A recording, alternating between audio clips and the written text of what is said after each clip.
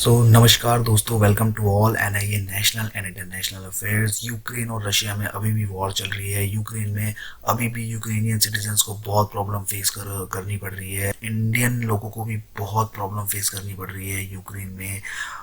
उनको मारा जा रहा है स्टिक से। हमने आपको अपनी प्रीवियस वीडियो में सारी इन्फॉर्मेशन दी थी, दिखाई थी क्या क्या हो रहा है इंडियन स्टूडेंट्स के साथ। और बात करें इंडियन स्टूडेंट्स के अलावा चाइनीज स्टूडेंट्स को बहुत ज़्यादा प्रॉब्लम फेस करनी पड़ रही है। वहाँ पाकिस्तानी स्टूडेंट्स को प्रॉब्लम फेस करनी पड़ रही है वहाँ पर यूक्रेन में, क्योंकि ये वॉर जोन है। यहाँ कोई नहीं देख बचेगा, जो फंसेगा वो फंसेगा। अब बात करें, कुछ इंडियन स्टूडेंट्स को अभी तक यहाँ पे इवैक्यूएट्स भी कर लिया है हमारी इंडियन गवर्नमेंट ने, और बहुत से इंडियन स्टूडेंट्स आ चुके हैं यहाँ पे इंडिया में। अब टॉपिक है, रशिया ने एक कमेंट किया है एंड उन्होंने एक वार्निंग दी है दो नेशन को। नेशन है फिनलैंड एंड स्वीडन। रशिया ने कहा है next war will be against Finland and Sweden. इन्होंने ओपनली कह दिया है कि फिनलैंड और स्वीडन पे अगला हमला कर सकते हैं लोग, अगली वॉर डिक्लेयर कर सकते हैं। तो ये क्यों इन्होंने ये बयान दिया है, इस पर आज डिस्कस करेंगे। देखिए, अभी तक वॉर रुकने का नाम नहीं ले रही रशिया और यूक्रेन के बीच। कब रुकेगी गॉड नोज। और रशिया के लोग अब इस हालात में आ गए हैं कि पुतिन को हिटलर कहने लगे हैं। व्लादिमीर पुतिन को वहाँ पे उनके हिटलर के नाम के पोस्टर लगाए जा रहे हैं। और ऑल एंड ऑल मैं आपको बताऊं, यूक्रेनियन लोग इस टाइम सबसे बड़ी चीज़ जो वो मांग रहे हैं वो है सपोर्ट।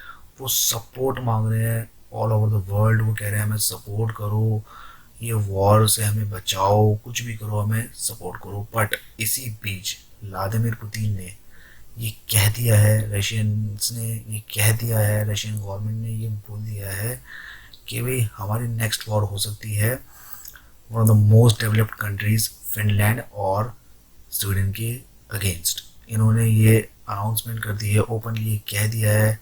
लेकिन उन्होंने कहा क्यों? ये तो बहुत पीसफुल नेशन है, फिर भी इनके खिलाफ ये बात इन्होंने क्यों कही? इसकी सबसे बड़ी वजह एक ही है, NATO, North Atlantic Treaty Organisation. देखिए, रशिया ने स्वीडन और फिनलैंड को कहा है आप नाटो में शामिल मत होना। क्यों?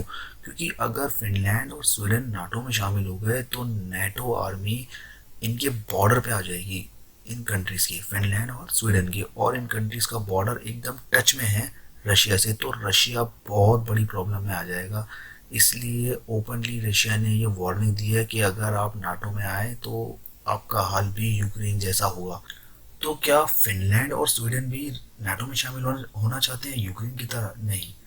हमेशा से ही ये देखा गया है पास्ट में, कभी भी फिनलैंड और स्वीडन, ये दोनों कंट्री मोस्ट पीसफुल कंट्री है पहली बात तो। और ये कभी भी इन्होंने ये इच्छा नहीं दिखाई, इंटरेस्ट नहीं दिखाया नेटो में शामिल होने का। इन्होंने हमेशा से कहा है कि देखिए हम कभी भी नेटो में शामिल नहीं होंगे। ये लोग हमेशा वॉर से थोड़ा दूर रहते हैं, ये दोनों ही कंट्री। और अब बात करते हैं, आपको कुछ बताते हैं फिनलैंड के बारे में। कैपिटल है इसकी हेलसिंकी, पॉपुलेशन है 55.3 lakhs approximate. And now I am going to tell you about the prime minister of Finland. She is the prime minister of Finland, Sanna Marin इनका नाम है। Youngest prime minister of the world है ये, as है 36। इन्हीं की तरह और भी दो तीन मिनिस्टर हैं फिनलैंड में जो यंगेस्ट है और वुमेन है।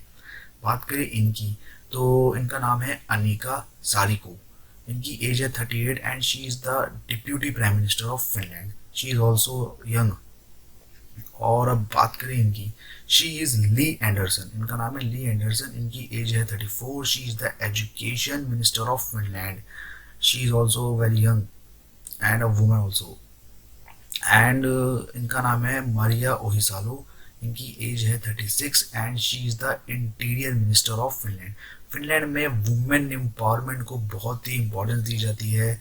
वहाँ पे सब कुछ बराबर है, कोई वहाँ पे भेदभाव नहीं है। और फिनलैंड की एक खास बात मैं आपको बताता हूँ, Finland is the happiest country in the world. World's best education system Finland में है और एयर क्वालिटी वहाँ की बहुत अच्छी है।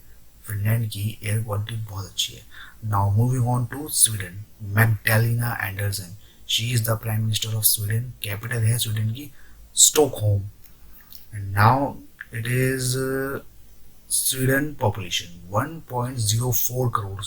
और स्टॉकहोम जो स्वीडन की कैपिटल है, वहाँ पर नोबेल प्राइज दिए जाते हैं, फिजिक्स के, केमिस्ट्री के, फिजियोलॉजी के, मेडिसिन के और लिटरेचर के। स्टॉकहोम में नोबेल प्राइज दिए जाते हैं स्वीडन में। Now in the end, thank you so much for watching this video. Subscribe our YouTube channel for more updates. Follow us on Facebook and Instagram. Thank you all.